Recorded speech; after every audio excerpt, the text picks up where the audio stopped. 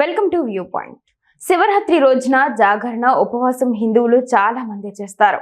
అంటే రోజంతా ఆహారం తీసుకోరు, అయితే రోజంతా ఏం తినకుండా ఉండలేరు. కాబట్టి పండ్లు, పాలు, కొన్ని కూరగాయలు తీసుకుంటారు. అయితే కూరగాయల్లో కొన్ని ఫుడ్స్ మాత్రం రోజంతా ఎనర్జీని తగ్గనీయకుండా హెల్దీగా ఉండేలా చేస్తాయి. ఆ ఫుడ్స్ ఏంటి, వాటిని ఎలా తయారు చేయాలో తెలుసుకోండి. బంగాళాదుంపలు సాధారణంగా చాలా మంది ఇష్టంగానే తింటారు.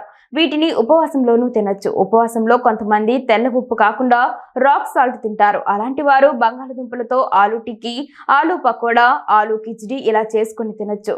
చాలా మంది వీటిని కూడా తీసుకుంటారు. దీనికి కారణం సాబుదానాన్ని కర్రపెండలం నుంచి తయారు చేస్తారు.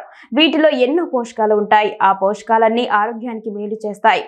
కాబట్టి సాబుదానాతో వంటలు చేసుకొని తినొచ్చు. సాబుదానా కిచిడి, సాబుదానా పకోరా, సాబుదానా వడ వంటి వంటలు చేసుకొని తినొచ్చు. ఉపవాసం టైంలో పాలతో తయారు చేసిన వంటకాలు కూడా హ్యాపీగా తినొచ్చు. తండై, బాదం పాలు, మఖానీ కీర్, సాబుదానా కీర్ ఇలా ఏదైనా స్వీట్ కూడా చేసుకొని తినొచ్చు. వీటి వల్ల కూడా ఎనర్జీగా ఉంటారు. రోజంతా ఉపవాసం ఉండగలుగుతారు. స్నాక్స్ గా మనం ఆలు పకోడా, పచ్చి బనానాతో వడలు లాంటివి వాడుకోవచ్చు. ఇందులో మసాలా పదార్థాల విషయానికి వస్తే జీలకర్ర పొడి, నల్ల మిరియాల పొడి, పచ్చి యాలకులు, దాల్చిన చెక్క, అజ్వైన్, కార్న్ వంటివి కూడా వాడచ్చు. వీటి వల్ల వంటలకి రుచి వస్తుంది. ఉప్పు సేంద్రియ ఉప్పు వాడుకోవచ్చు.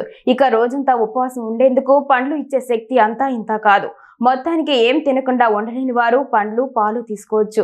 పండ్లు అలానే తినలేని వారు పండ్లతో chaat, fruit salad, fruit milk shakes తీసుకోవచ్చు. వీటితో పాటు బాదం, వాల్నట్స్, ఖర్జూరాలు, జీడిపప్పు, ఎండు ద్రాక్ష, డ్రై ఆప్రికాట్స్ వంటి ఫుడ్స్ ని తీసుకోవచ్చు. పాలు, పెరుగు, paneer, lassi, nuts, dry fruits, బాదం, వాల్నట్స్, పొద్దుతిరుగుడు గింజలు వంటివి తీసుకోవచ్చు. బంగాళదుంప raita, dry fruit milk shakes, నిమ్మ, పుదీనా, తులసి వంటి మూలికలతో తయారు చేసిన డ్రింక్స్, కొబ్బరి నీరు వంటివి తీసుకోవచ్చు.